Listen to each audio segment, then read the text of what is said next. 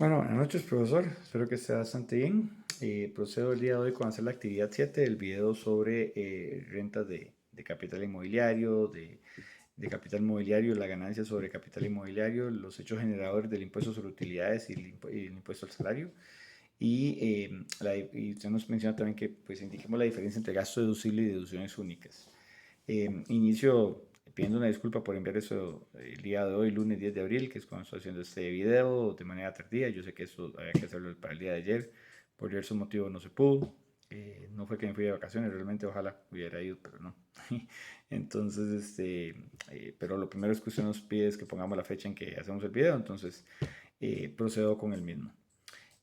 Para entrar un poquito en materia, usted nos habla, por ejemplo, que hablemos del hecho generador de las cédulas de renta de capital inmobiliario, la renta de capital inmobiliario y las ganancias de capital inmobiliario. Recordemos que el hecho generador es aquella actividad que hace que pues, una persona física o jurídica tenga la obligación de pues, cancelar o pagar un tributo, ¿verdad? Entonces, el hecho generador de las cédulas de renta de capital inmobiliario empieza con el alquiler o con el arrendamiento, subarrendamiento de propiedades de bienes inmuebles, ya sea, por ejemplo, cuando yo tengo un local comercial y lo alquilo, una casa, alguna bodega, etcétera, etcétera, alguna cuestión que yo tengo y que estoy alquilando, eso es un hecho generador de una cédula de renta de capital inmobiliario. Las rentas de capital mobiliario, ¿verdad? A diferencia de las rentas de capital inmobiliario, se refieren a lo que son bienes muebles, ¿verdad? Y es muy importante eso. Aquí me disculpa porque tengo todas las notas, la verdad es que no lo he memorizado, ¿verdad? Pero aquí tengo las notas para apoyarme.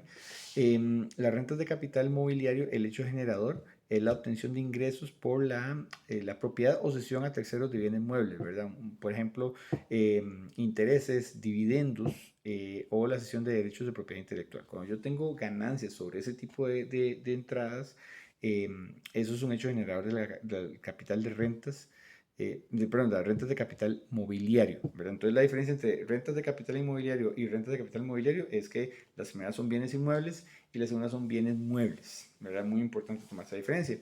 Y el hecho generador de las ganancias de capital inmobiliario se refieren a todas aquellas ganancias que yo perciba por la venta de bienes muebles. Eh, por ejemplo, si yo tengo una venta de un terreno, la venta de una vivienda, pues eso es un hecho generador para que yo sea grabado con una renta sobre ganancias de capital inmobiliario.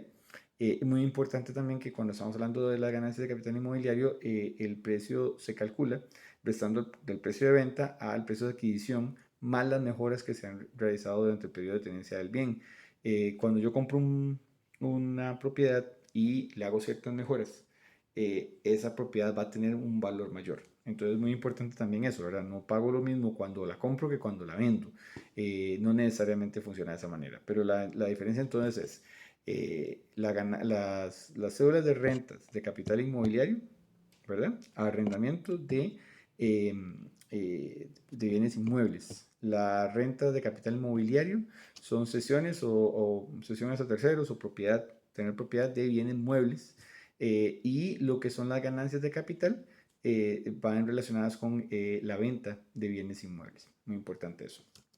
Usted nos pide también en el segundo punto aquí que hablemos sobre el hecho generador del impuesto sobre las utilidades y el hecho generador del impuesto al salario. El hecho generador del impuesto al salario, que es el con el que voy a empezar, es básicamente tener un trabajo, ¿verdad? Cuando usted tiene un trabajo, usted es sujeto a pues, pagar un tributo de renta sobre su salario. Hay una tabla específica que establece que cualquier trabajador que perciba 941.000 colones de salario o menos está exento del impuesto de renta. Quiere decir que estas personas que ganan 941.000 colones a hoy, 10 de abril de 2023, no están sujetas al impuesto. Cualquier persona que perciba más de 941.000 colones y hasta 1.381.000 colones está sujeto a un 10% sobre esa diferencia. Entonces, por ejemplo, qué sé yo, una persona no gana 941.000 colones, sino que gana 961.000 colones, va a pagar un impuesto de 10% sobre esos 20.000 colones, ¿verdad? No es sobre el monto completo, es sobre la diferencia desde la base que son 941 hasta 1.381.000. Cuando una persona percibe 1.380.000 colones, entre 1.380.000 colones y 2.423.000 colones, en ese espacio se va a pagar un 15%. ¿Ok? Entonces, por ejemplo, ya está el 10% de la diferencia entre 1.381.000 y 941, que es de 440.000 colones. Siempre esa persona va a tener que pagar 44.000 colones fijos, porque es el 10% del primer tramo. Pero aparte, lo que gane más de 1.381.000, esa diferencia va a pagar un 15%. Entonces, si la persona gana 1.681.000 colones, paga el 10% del primer tramo completo y paga un 15% de esa diferencia de 300.000 colones, por ejemplo, que estaba mencionando. Y así siguen los tramos. El siguiente tramo es de 20% sobre el exceso de 2.423.000 y hasta 4.845.000. ¿Verdad? Y sobre el exceso de 4.845.000, cualquier monto que se gane sobre eso, se paga un 25%. Y es muy importante eso porque muchas personas tienen la duda de que solamente entonces pagan un 25% sobre todo, o un 20% sobre todo, dependiendo si está en cada tramo. No, sino que si la persona gana más que el primer tramo, ¿verdad? El primer tramo se cobra completo el 10%. Si gana más que el segundo tramo, se cobra el primer tramo el 10% y el segundo tramo completo 15%. Y el tercer tramo, ¿verdad? Si se gana más de 4.845.000 colones, se paga el tercer tramo completo por 20%. Entonces es muy importante esto a la hora de entender lo que es el hecho generador del impuesto al salario, que básicamente te da el trabajo. Y el hecho generador del impuesto a las utilidades es para aquellas personas que trabajan por su propia cuenta y que no tienen un patrón, ¿verdad? Cuando tienen un patrón están sujetos al impuesto al salario tal cual les acabo de mencionar. Pero en el caso de las personas que ganan, pues que tienen servicios profesionales o alguna otra cuestión o alguna otra actividad que desempeñen de manera individual son sujetos al impuesto sobre las utilidades y básicamente tiene la lógica de cualquier persona que genere ingresos tenga que pagar pues un tributo, un porcentaje de ese tributo eh, para efectos del Estado, ¿verdad? Obviamente es muy importante esto. Ahora, para mencionar por acá lo que son las tablas, muy importante que se tenga, ¿verdad? No todas las personas o no todas las entidades pagan impuestos sobre utilidades, el Estado, las municipalidades, empresas acogidas al régimen de zona franca, es muy importante. Por ejemplo, las zonas francas se eximen de ciertos pues, tributos en ese sentido, ¿verdad? Organizaciones sindicales, etcétera, etcétera, ¿verdad? Hay varios ejemplos. Pero lo que quiero mencionarle, y según tengo aquí la lectura, ¿verdad? Estamos hablando entonces que personas físicas con actividad lucrativa básicamente tienen, si pues al año tienen ingresos por 3.732.000 colones o menos, no tienen que pagar. Pero sobre el exceso de 3.732.000 a 5.573.000 es un 10%. Sobre el exceso de 5.573.000 hasta 9.296.000 son 15%. Y así va, ¿verdad? Así va con la misma lógica que tiene el impuesto al salario. Son tablas específicas ya establecidas para que las personas paguen los tributos de acuerdo, de acuerdo a un porcentaje adecuado a las ganancias que han tenido en el periodo.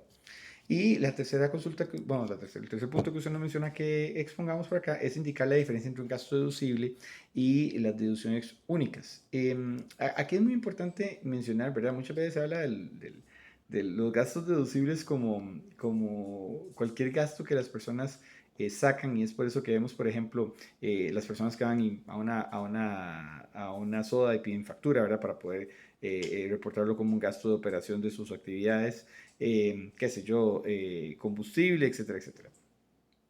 Los gastos deducibles, ¿verdad? Es muy importante mencionar aquí, son aquellos que se pueden deducir, perdón, de los ingresos gravables para calcular el impuesto sobre la renta. O sea, si yo llego y tengo ingresos, ¿verdad? Yo puedo deducir de los ingresos que tengo estos gastos que son los que requiero para operar. Y eso es muy importante, ¿verdad? Que se tenga bien claro que eso tiene que tener siempre un comprobante, un documento válido. Por eso es que se ocupa siempre la factura en estos casos. Algunos ejemplos de gastos deducibles son gastos médicos, gastos educativos, gastos de vivienda, gastos de seguridad social.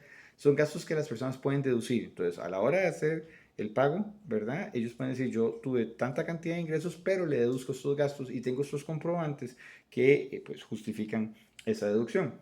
Las deducciones únicas no son gastos deducibles. Las deducciones únicas son una lista específica de gastos que se pueden deducir de la base imponible, pero no necesariamente se requiere un comprobante, se requiere una factura, porque son ya gastos específicos que están en una lista, etcétera. Por ejemplo, contribuciones a fondos de pensiones o jubilaciones, los aportes a la Caja Costarricense del Seguro Social, son gastos que yo puedo deducir y que no necesito realmente necesariamente tener una factura específica como tal. Siempre es importante tener